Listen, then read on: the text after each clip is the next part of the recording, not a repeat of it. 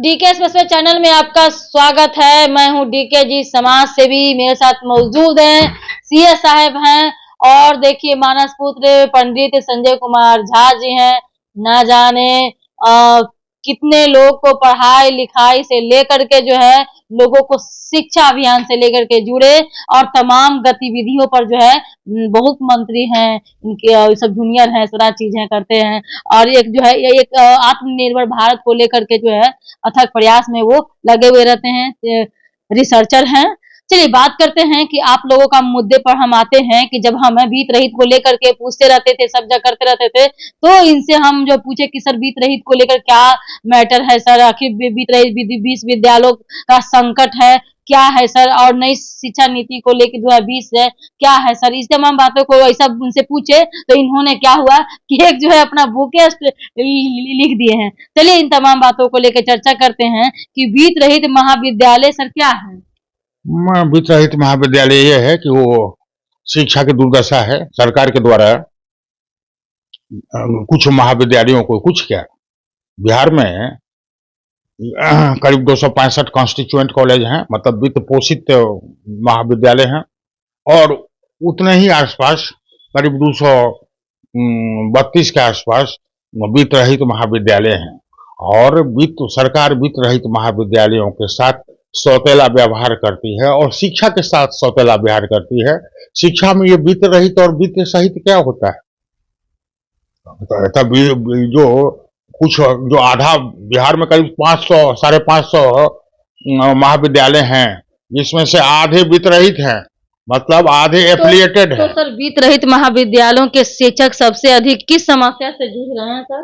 देखिए, मैंने आप जो ये 2 बार मेरे से इंटरव्यू ली, हाँ। तो मैंने एक पुस्तक ही लिख दिया। हाँ सर। और ये पुस्तक जितने भी वित्त रहित शिक्षकगण हैं उन लोगों को किताब दीजिए ना। जितने वित्त रहित शिक्षक के नेता लोग हैं, जो एमएलसी बन के स्नातक के माध्यम से जो शिक्षकों के लिए प्रतिनिधि चुन करके आ रहे हैं, उनको ये पुस्तक दीजिए। जो असंवेदनशील मुख्यमंत्री हैं शिक्षा के प्रति, और अरे उच्च शिक्षा के प्रति उन्होंने एक विभाग बना दिया, घोषणा हुआ। सर हम कहना ये चाह रहे थे कि आपने इस तरीके से बुक लिखा, आखिर इसका समाधान क्या है सर? आखिर शिक्षा मंत्री से के पास जाए क्या समाधान है? इसमें मैंने समाधान भी लिखा है। हाँ। वित्त रहित कॉलेजों का नियमन, मान्यता और निरीक्षण प्रणाली। तो इसमें करना ये है कि जो अनफंडेड कॉलेज है उनके उदक संवेदनशील चुनौतीपूर्ण है कार्य है।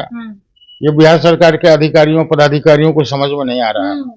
और हमारे तो सबसे बड़ी बात है कि जो महाविद्यालय विश्वविद्यालय हैं उनको गवर्नर साहब देखते हैं, उनको कुलाधिपति वही हैं। तो ये जो ऑटोनॉमस के नाम पर मजाक हो रहा है, अब बिहार सरकार के अधिकारी पदाधिकारी महाविद्यालयों में नहीं जा सकते, इसलिए कि ऑटोनॉमस है। ऑटोनॉमस उसको एक बात बताते हैं सर, ये जो प्रिंसिपल का हो या कुछ उजागर करना हो, इंफ्रास्ट्रक्चर देखना हो या कुछ करना हो, तो मीडिया वाले के अंदर जाने ही नहीं देते हैं, रोक लगाते हैं। क्या ऐसा मामला, कौन सा ऐसा खजाना स्कूल वाले यूनिवर्सिटी वाले रखे हुए हैं भाई? वो छुपाते हैं, ये लोग कूटनीति करते हैं। और जो शिक्षकों के प्रतिनिधि एमएलसी हो गए हैं, स्नातक के जो एमएलसी प्रतिनिधि होकर विधान परिषद में बैठते हैं। यहाँ तक कि जनता, यहाँ तक कि वित्त रहित के वित्त रहित के शिक्षक कहते हैं कि बताइए एमएलसी अगर सहयोग करते, धरना पर रहते हैं अध्यक्ष के, तो जो भी मतलब कि हैं वहां पर हम लोग को जो है अगर मंत्री से कहते, सीएम से कहते, तो हम लोग को काम जरूर होगा, क्योंकि सीएम मेरे लिए इतने अच्छे हैं कि उनके कान तक नहीं पहुंच रहे हैं। अगर इन लोग मिल करके चमचागिरी हट करके हटा जाए तो काम हो जाएगा। सीएम साहब को सब मालूम है, अजूल फजूल में पैसा खर्च करते हैं, लेकिन जो शिक्षा जो सबसे बड़ी चीज है, जो मनुष्य को मनुष्य बनाती है, और शिक्षा नहीं मिले तो वो मनुष्य हैवान हो जाता है, अपराध में संलिग्न हो जाता है, उसका पूरा कैरियर जो है उस शिक्षा पर डिपेंड करता है, उसकी अवहेलना करते हैं।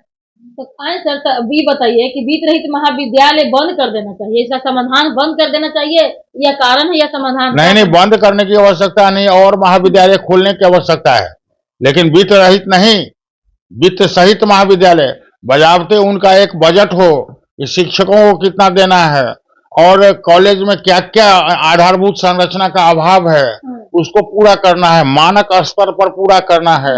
यूजीसी की जो गाइडलाइंस है उसको फॉलो करते हुए वित्त रहित शिक्षकों को, वित्त रहित महाविद्यालयों को सुविधा प्रदान करना है।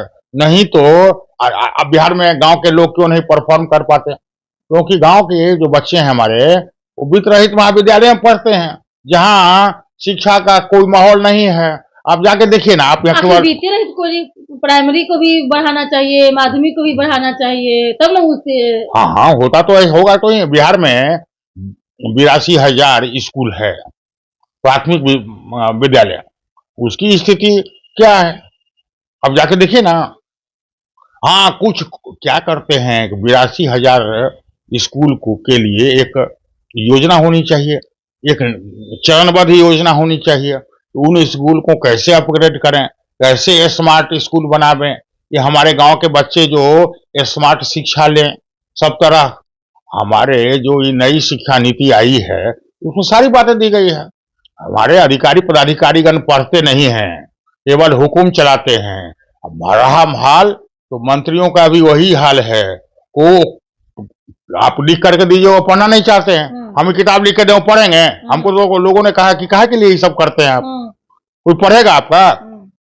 तो 18 तारीख को हमारे एक बिहार में एक मंत्री ऐसे रहे जिनका नाम है डॉक्टर प्रेम कुमार जी।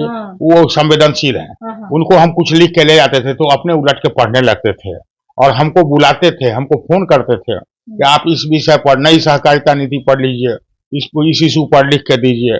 अब भूमि विकास बैंक को कैसे पुनर्जीवित करें। अरे भूमि विकास बैंक के देख रहे हैं, वो सफेद, उस पर कुछ लोगों का कब्जा है उस पर। वो लोग अपने निजी हित में भूमि विकास बैंक का उपयोग कर रहे हैं। अब जाइए भूमि विकास बैंक के अध्यक्ष से इंटरव्यू लिए ना, ममता जी हैं, ममता सिंह जी, कि भूमि विकास बैंक की क्या कार्य योजनाएं हैं। यहाँ इस तरह की कितनी इंस्टीट्यूशन है जो बर्बाद की स्थिति में है। अब जाइए, जो यहाँ उच्च शिक्षा के लिए परिषद बना हुआ है, BHEC, Bihar higher education council, उसके अध्यक्ष, उनके उपाध्यक्ष, उनके सचिव, इन लोगों से तो बात कीजिए। उन्हीं को जिम्मेदारी मिला हुआ है ये महाविद्यालयों और विश्वविद्यालयों को फंड मिलता है। राष्ट्रीय उच्च शिक्षा जो रूसा प्रोजेक्ट है उसके अंतर्गत उनको फंड मिलता है, तो वो उस फंड को यूटिलाइज नहीं कर पाते हैं। अभी भी 100 करोड़ से ऊपर राष्ट्रीय वो BHEC में पैसा है, लेकिन वो बांट नहीं रहे हैं, उसका उपयोग नहीं कर रहे हैं। पहले जो पैसा 350 करोड़ बांटे थे, जो कॉलेज में स्मार्ट बोर्ड और ये सब लगाना था, वो पैसा दिए लेकिन लगा नहीं, यूटिलाइजेशन सर्टिफिकेट प्राप्त नहीं हुआ। तो सरकार को अपने अधिकारियों पदाधिकारियों पर, अपने वाइस चांसलर पर, अपने प्रिंसिपल पर नियंत्रण नहीं है। आप देख लीजिए, आज का अखबार पढ़िए, उसमें मध्य विश्वविद्यालय के जो वाइस चांसलर है उनके अधिकार पर रोक लगा दिया गया। पटना यूनिवर्सिटी के जो वाइस चांसलर थे अजय कुमार सिंह, उनको हटा के एक मैडम है नवेता सिंह, उनको बना दिया गया है प्रभारी कार्यकारी वाइस चांसलर। तो यहाँ सर्च कमेटी क्या कर रही है, जो राज्यपाल के राजभवन में काम करती है और जिनके वो चुनाव करती है वाइस चांसलर का, तो वो सर्च कमेटी में भी ऐसे लोग हैं जो अयोग्य लोगों को वाइस चांसलर के पद पर बैठा रहे हैं। हर वाइस चांसलर अपने वित्तीय और प्रशासनिक अधिकारों का दुरुपयोग करते हैं और विश्वविद्यालय में, महाविद्यालयों में शिक्षा की दुर्गति दिखाई पड़ती है। आप जाइए ना, कुछ कॉलेज में जाइए जो वित्त रहित है, वित्त सहित भी कर रहे हैं, जो गांव में वित्त सहित कॉलेज हैं, उसका भी वही हाल है। वहाँ एक आउटसोर्स अकाउंटेंट होता है, प्रिंसिपल तो आते जाते रहते हैं। सर, कुछ वित्त रहित से शिक्षकों से मुलाकात हुआ, उन्होंने कह रहे हैं कि मैडम पेमेंट जो मिलती है वो 3 तेगवा क्यों मिलती है, डायरेक्ट जो है सरकार से मेरे पास पेमेंट क्यों नहीं आती। ये तो ही दुर्भाग्य है ना, परफॉर्मेंस के आधार पर पैसा देंगे। आप परफॉर्मेंस के आधार पर जो कॉन्स्टिट्यूएंट कॉलेज हैं, जो वित्त सहित कॉलेज हैं, उनको भी वही कीजिए ना। दोनों को दोनों चश्मे से क्यों रहते हैं? उनको पैसा भेजते हैं, वाइस चांसलर जो को पैसा भेजते हैं और कॉलेज को पैसा नहीं भेजते हैं, वित्त रहित वाले को। अरे पढ़े तो ये स्थिति हो गई कि पढ़े लिखे लोग हैं। कंप्लेन आया है। हाँ। गया के कोई कॉलेज है, नाम नहीं बताएंगे सर, वहां से जो है शिक्षक जो है अभी जो है 17-18 वाले कुछ पेमेंट इधर आया था, तो कुछ लोगों को मिलता है, कुछ लोगों को नहीं मिलता है, किसी का 50, किसी का 1 तो किसी के 5 है। हाँ। ऐसे क्यों है? ठीक कर रही हैं। ये लोग जो है वहाँ के सचिव जो वित्त रहित महाविद्यालय हैं, उसके सचिव और प्रिंसिपल दोनों आपसी साठगांठ से हर वर्ष जो वहाँ के शिक्षक हैं उनको अलग अलग पैसा देते हैं। तो अगर पिछले वर्ष उसको किसी शिक्षक को पैसा मिला, मान लीजिए कि 5 लाख, तो कोई जरूरी नहीं है कि अगले साल भी 5 लाख मिलेगा, ये अगले साल 1.5 लाख रुपया दे दिया। ये लोग पैसे की बंदर बांट करते हैं वित्त रहित वाले, सो गहराई से जांचना होगा। कौन जांच करेगा? ऐसा कौन है कमेटी? अरे निरीक्षण विद्यालय विश्वविद्यालयों में वो निरीक्षक होते हैं, इंस्पेक्टर ऑफ कॉलेज होते हैं, उन लोगों को जांच करना चाहिए, लेकिन वो लोग भी जांच करके रिपोर्ट नहीं पेश करते। तो आप प्राइमरी को और माध्यमिक को ठीक कर दिए ना के पाठक जी? ना कौन कह दिया? 82,000 स्कूल है, एक भी ठीक नहीं हुआ। के पाठक जी शिक्षकों को परेशान किए, कुछ ठीक नहीं किए। पता ही नहीं क्या ठीक किया। कॉलेज में ट्यूबवेल लगा दिए तो ठीक हो गया, कॉलेज स्कूल में ट्यूबवेल लगा दिए, स्कूल ठीक हो गया। स्कूल को ठीक करना अटेंडेंस के साथ में, लेकिन इंफ्रास्ट्रक्चर के साथ में सब वो काम कर रहे थे, सबके वो आइडियल थे।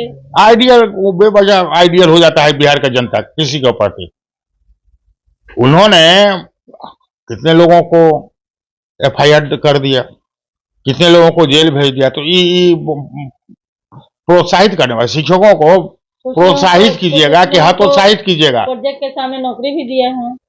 अरे कोई व्यक्ति अपने को भगवान समझने की कोशिश मत करे और अपना गुणगान मत करावे। ऐसे बहुत एग्जाम्पल हैं जो बिहार में प्रशासनिक सेवा के लोग आए और अपने को समाज सेवी कहने लगे।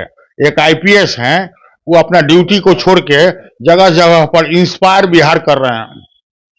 कौन? अरे आपको मीडिया मालूम हो जाएगा, नाम लेके का कौन काम है।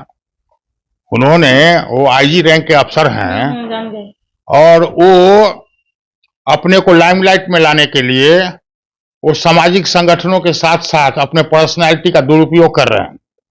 अगर उनको समाज सेवा करना है तो नौकरी छोड़ के आए, नौकरी भी करेंगे, लोगों को इनकाउंटर भी करेंगे और समाज सेवा करेंगे।